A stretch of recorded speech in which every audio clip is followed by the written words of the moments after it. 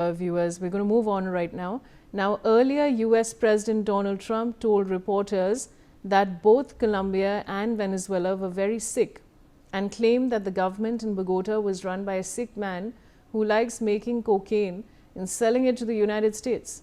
Colombian President Gustavo Petro has since issued a strong message to the country's armed forces. In a statement, Petro said that any commander who prefers the US flag over the Colombian flag will be immediately dismissed. He added that the Constitution mandates the armed forces to defend popular sovereignty. I have Brian Thomas joining me with more details. Brian, what more can you tell us? Vaishali, as of now, Colombian President Gustavo Petro has issued a very firm warning to the country's armed forces following sharp remarks from US.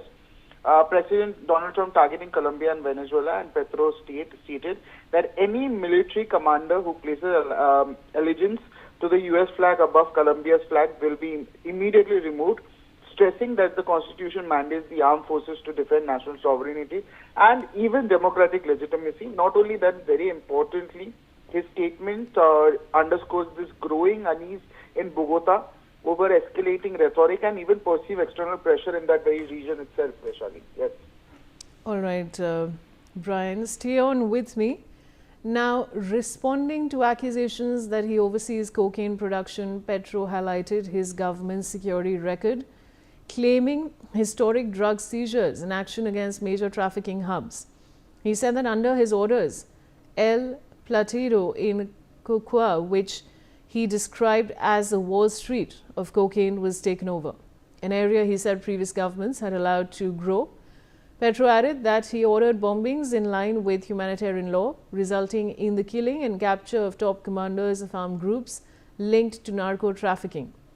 Petro said these commanders often recruit minors as a tactic to avoid being bombed, warning that insufficient intelligence could lead to the deaths of children, while bombing peasants would fuel the return of guerrilla groups in the mountains. He also warned that arresting a president supported and respected by a large section of the population would, in his words, unleash the popular jaguar.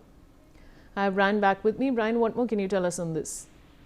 Responding directly to the accusation that his government presides over cocaine production, Petro highlighted what he called historic drug seizures and intensified operations against narco-trafficking networks. He even stated that Colombian forces acting under his orders took control of the very El Platero in Cauca, which describing it as the Wall Street of cocaine, an area he claimed that flourished under previous administration.